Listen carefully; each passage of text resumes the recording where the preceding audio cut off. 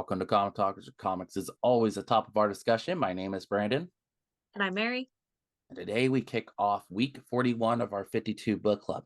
Fans, we are getting close to the end of this series. We got 11 issues plus World War III event that we'll be covering. So if you're at this point and you have said, hey, I don't want to watch any of the 40 issues, I'm going to tell you to turn back down, go back to issue 1. Go watch it from week 1 to 40. We have that in a playlist for you at this point in time. Check them out to get to where we are because you're going to miss so much with where we're at now. There is so much context that you all have missed, and half of these plot lines are not going to make sense. Well, wait a second. Okay, you had your chance to pause at this point. If you're here and you're going to continue, full spoilers ahead.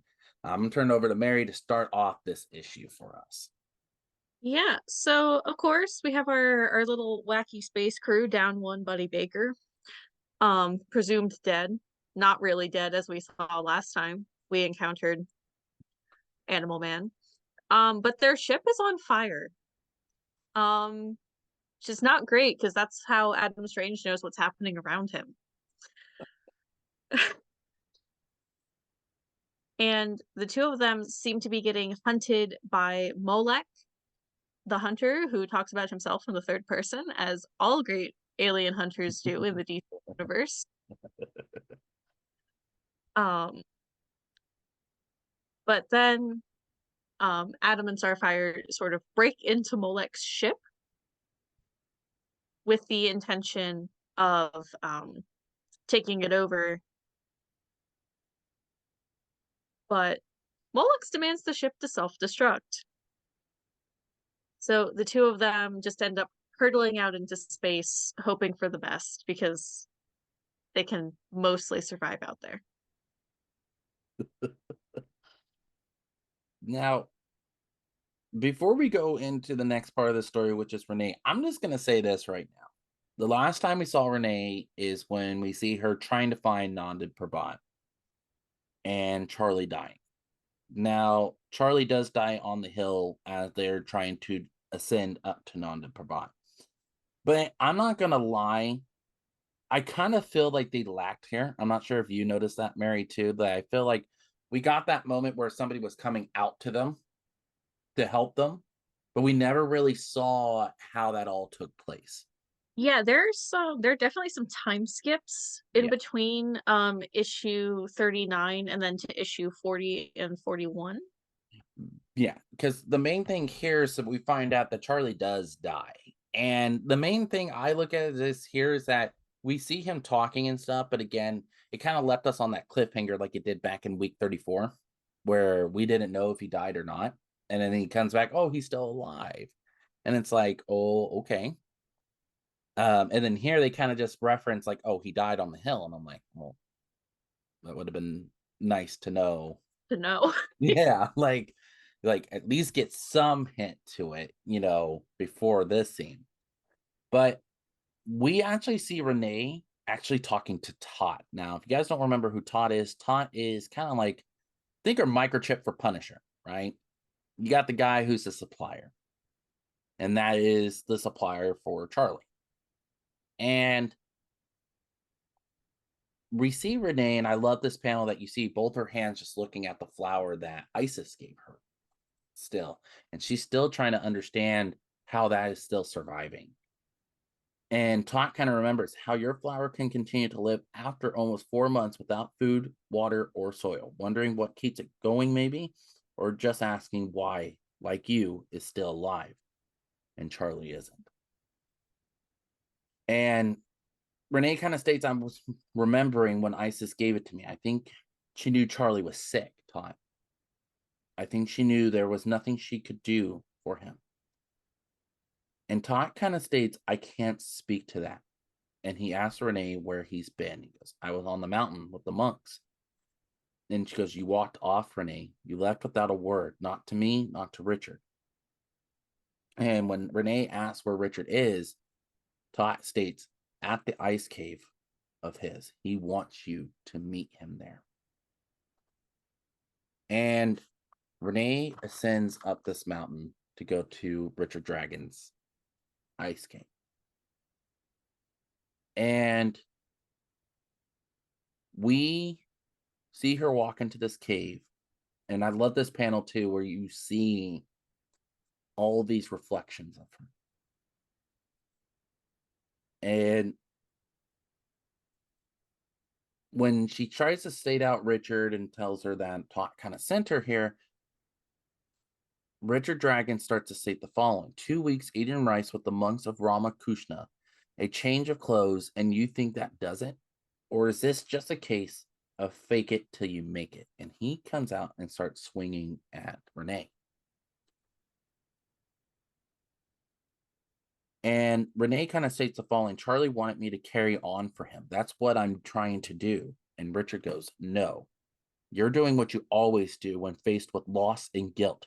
You've just changed the props you use: a gi instead of a bottle, a kick instead of a kiss. And she goes, I'm not denying my grief. And he goes, just because you're feeling it doesn't mean you've accepted it. And he goes, you want to honor Sage? Then stop running from yourself. And he gets Renee in a hold and makes her look at her reflection again. Still with who you are, so you can see who you can be. She runs off, sad again, saying, I can't. Now, I want to ask you, Mary, what was your take on that scene with Renee? Because I do think this was actually a very powerful scene with somebody that really has challenged her, other than the question himself. Yeah, so I think part of what makes it so hard for Renee is that Richard knows and has known Vic longer than she has. Mm-hmm. He's known Charlie. Yeah. And so I feel like there is definitely that sort of thing that we've seen Renee do time and time again, where she compares her suffering and her pain to someone else's. Mm-hmm. Um, where she probably feels like she's getting a dress down because she's not as like hasn't earned mourning Charlie the same way that like Tot and Richard have. I see what you're saying. That's And actually, that's probably only increasing her guilt. yeah, because I never really thought about it that way. And that's actually a really interesting take, because I never really thought about like her having to earn how to grieve. And she doesn't deserve to grieve the way the other two do. And that's a good way to put it. I never really even thought about it that way. But yeah, I agree with you there. So I'm going to turn it back over to you, Mary, because you're going to go into a character we haven't seen for a few weeks now. Yeah, so welcome back to Ralph Dibny's mental breakdown.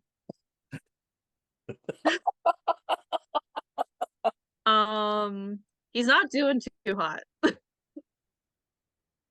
And this should surprise absolutely nobody that Ralph Dibny is having a terrible, horrible time. His life is kind of a nightmare. But it's gotten somehow even worse. Would you agree with that, Brandon? That Ralph has hit a new low? Yes. Yeah, we don't really know what happened.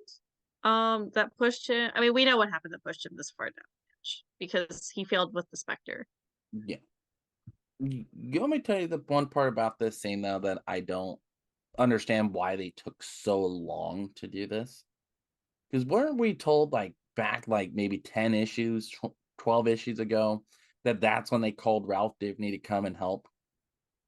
And then all of a sudden he's finally showing up at Haven Correctional Facility like weeks after Morrow's disappearance. Yeah, they're like, oh yeah, We forgot about Ralph. it. That's right. We did say he was gonna be there. Let's do it now.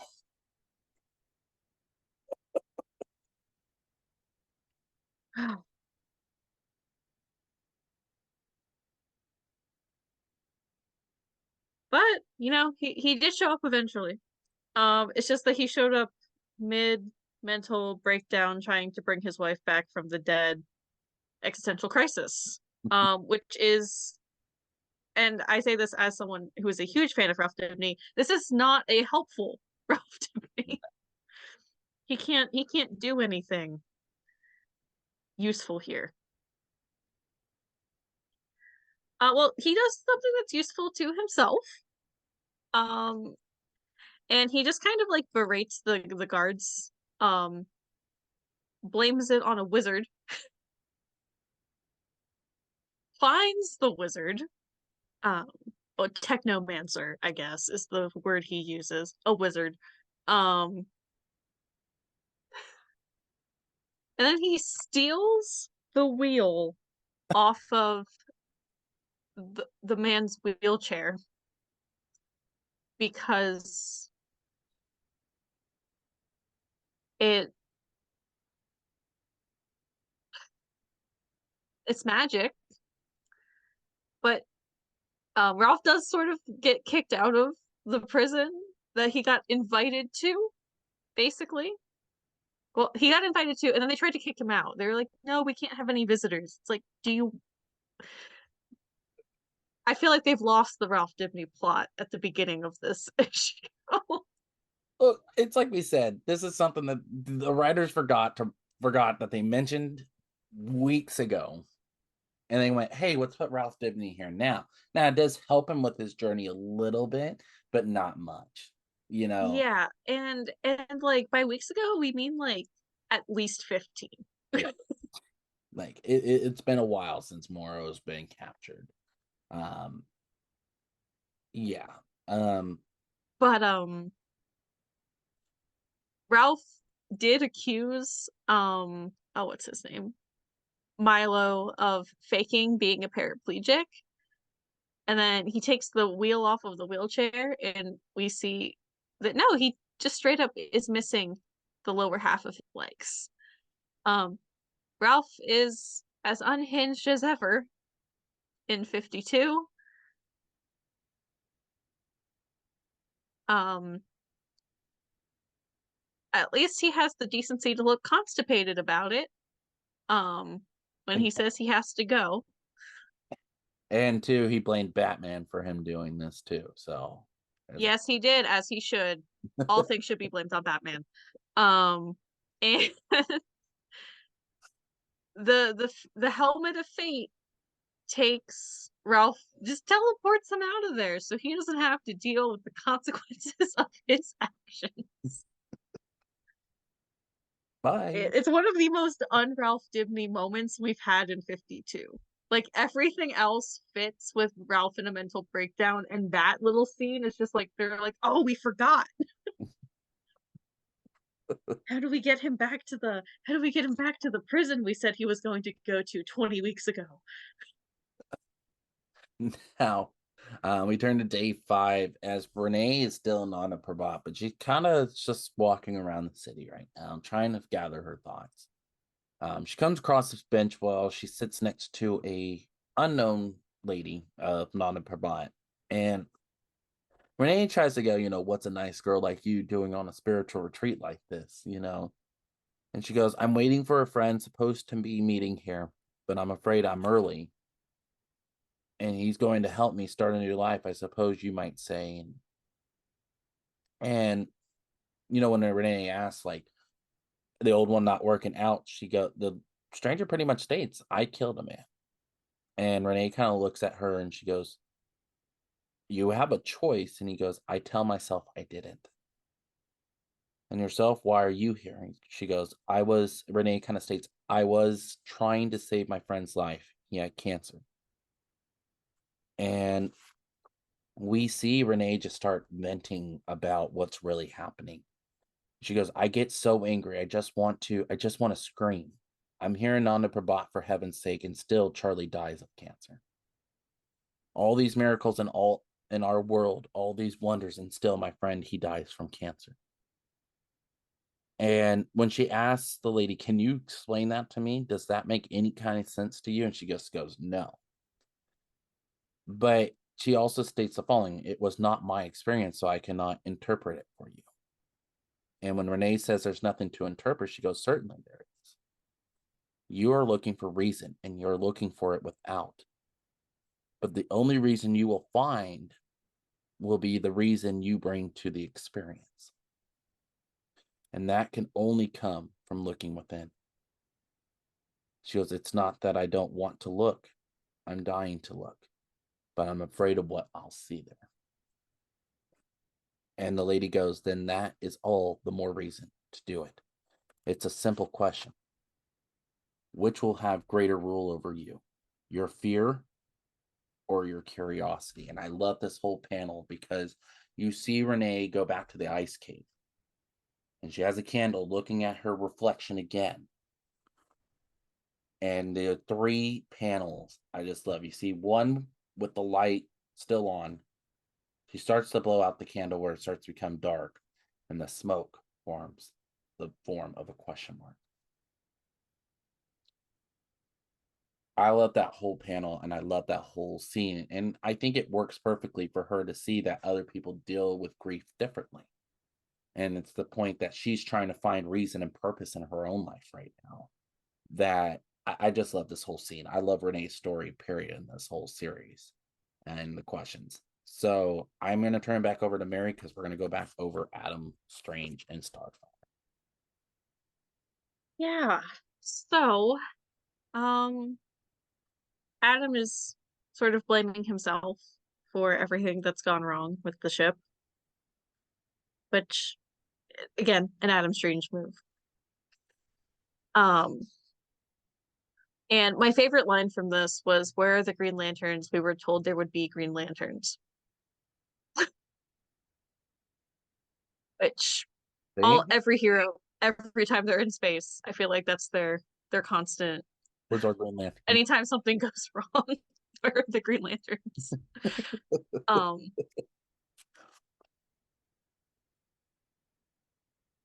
and Starfire sort of gives him a rousing speech about how, like, we are taught to make our own destiny. The fact that I'm leaking vital life essence isn't bothering me in the slightest at the moment, and it certainly shouldn't bother you. She made a promise to return Buddy's jacket to his wife. Get us out of this, or I'll show you just how obnoxious I can actually be. References his wife and child. He sort of goes on a little self-deprecating rant about how he feels like he isn't man enough on Earth for his wife because on her planet none of the men can have children. Right. And it's a whole weird little. I want to make a side note of that quick because you know who introduced that, right? That the men were sterile on Ram. You know what author started that? I don't remember now. Alan Moore. Alan Moore took that and made that way. But though I agree with him because when you really look at him on Earth, he's really nothing. He's looked I at don't know. I think archaeologists are. well, he's in some ways he's looked at as a lunatic by others. There's some people who believe him, and then there are people who don't. And you look at him, he's looked up as like, I hate to say it this way, like a god. That this person was able to bear a child with a woman from Ram, starting a new life. Starting a new breed, kind of like starting life again on their planet. Like, but I think that's Adam Strange's whole thing is that is really, I think it's like it's good for him, but it self harms his character in the process because he still has to be human. Yeah. Like, do you agree, Mary, or do you feel like maybe they could do little things different? I feel like they could do things different. Because I feel like whenever they do this sort of thing with Adam, they never actually like give him, and I can't remember his wife's name right now. When they don't actually give them the development, like when he's talking about being on Earth. Mm. Um, because like he very much wants to be with her more often than like once a month. Yeah. He even says, I thought we could live together and see one another more often instead of me having to travel 4 light years. On Earth, I was just a man, just an archaeologist with an adventurous streak. And we never actually see him and his wife like deal with this inferiority complex of his when it comes to him being on Earth. And I feel like without that, it just becomes like weird like male fantasy nonsense. Like, to me, I know we talk about your unlove for Tom King. This is a series when they did Strange Adventures that I feel like they did not hit the mark on. To me, you put him on Earth and make him look like a war criminal for what he did to not Rand but Thanagar. And but see, to me, you need to develop his story on Earth more to make it. I think if they would have done that, that story would have made more sense. The story would have been better. But we've even heard from Tom King himself, he did not like the character Adam Strange. They just try to find a different character, and that's the story they wrote. And it was good when it first started, but again, it fell off near the end of the story because it was one of those like, and I agree with you, like if they developed his story more on Earth and the inferior complex of his, then Or it would. just to develop his relationship with his wife. Yes. Because like they have the capability of being one of those like iconic DC couples, but we never actually get them together hardly ever. Yeah, we haven't really had an Adam Strange series for quite some time, other than recently, within like the last 10 years, we've gotten Tom King's run, and that's about it. We don't get a lot with him. And again, Adam Strange, there's so much you could do with the character. It's just a matter of do something different. But that's what I kind of noticed too when I was talking about that as well, or reading that section too. I was like, yeah, they haven't really done that. Like they've never really explored his wife. They've never explored really his life on Earth as much as they have on the planet Rand. So, but yeah, I'll turn it back over to you. Sorry, I didn't mean to interrupt, but I wanted to bring Yeah, that up. no, you're good. And so Adam sort of just blindly pilots the ship. Um, and a planet appeared out of nowhere. Ship senses are gone, and he tries to bring them down nice and easy. And then we see the Green Lanterns that he was hoping for. That have made them safely arrive at on the surface of this planet.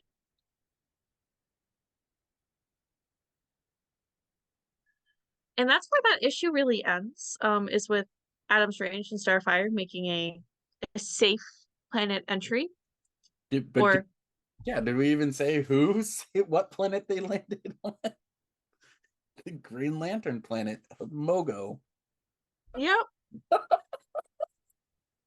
yep. They weren't expecting that. Yeah. Honestly, what I love about 52 is that they really bring in all of the non-human lanterns. Mm-hmm. And it's really fun to see all of the different ones Yeah, because like they don't get highlighted as much anymore. well, like like the human ones at this point in time that they've shown in this was Hal, John, and Guy. We don't see Kyle, and what was it? And we've seen, yeah, we see a lot of the alien ones, and they're interesting to see that you see a variety of them. And then don't we love those great old guardians, right, Mary? Hal was right to kill them in the Parallax arc, and I stand by that. They should have stayed dead. Did you like him when Sinestro killed him? Honestly, yeah. As long as the Guardians are dead, I'm happy. But anyway, I'll go over quick the origin of Starfire. I'm gonna go through it quick, written, of course, by the great Mark Waid. Um, it states the following: Princess Coriander grew up in the idyllic, Hinduistic world of Tamarin. There, Cori was beloved and gave love in return, a virtue not shared by her bitter older sister, Princess. I'm gonna Commander. Thank you, Commander, who grew dark with psychopathic jealousy that Cori, not she, was the heir apparent to the throne, betraying her people. Commander um, allied the militaristic citadel, helping them to conquer the Tamarins and allowing them to live under one condition: that Coriander would be delivered into slavery. Commander salivated at the prospect of sisterly vengeance. Coriander, trained in warrior ways as a child, endured years of torture to save her family. Pain magnified once she and Commander, um, were in turn captured by the sadistic Pisons, who turned in the sisters into lab animals and unwittingly handed Coriander the keys to her chains. Using the Starbolt powers granted her a Fison experiment. By Fison experiment, Starfire escaped captivity. Light years from home, she fled to the nearest planet, where she joined with its Teen Titans to save Earth from a Citadel invasion. Um, Rechristened, Starfired by her teammates, she made this new world her home. Literally bombastic and utterly unapologetic, Starfire is gentle in her friends and barbaric with her foes. Her closest bond will always been with Dick Grayson, the only Titan accustomed to having a partner that intimidating. Powers and weapons. Starfire channels solar energy and Starbolt blast, super strength, moderate invulnerability, flight, and the ability to travel through the vacuum of space under her own power and without need of a spacesuit. She is also a deadly hand-to-hand combatant and can absorb languages through touch. Essential storylines: New Teen Titans Archives, New Teen Titans The Judas Contract, Cosmic Odyssey, and 52, and her alliances are to the Teen Titans. So yeah. Whatever you do, do not read Red Hood and the Outlaws. Yeah, don't be like me. I did. I'm sorry. Oh, let us rephrase. Read the one that has Bizarro and Artemis. Do not read the one with Red Hood, Starfire, and Roy Harper. That's bad. It's like a love triangle between the three of them. It's a really bad storyline. And it's out of character for everybody. Yeah, absolutely. But that will end this week's issue. If you like this content, you want more of it, hit that subscribe button, hit the bell notification so you never miss an episode. If you made it here and you love this video, hit that like button. We want to hear back your support and hear back what you love about this series. As always, check Mary and I and our other teammates of Common Talkers out on Spotify for podcasters, Spotify, Google Podcasts, Apple Podcasts for other great comic book and anime content. Also, check us out on Facebook, TikTok, and Instagram at Common Talkers. And without further ado, my name is Brandon. And I'm Mary. And may comics always be the top of your discussion.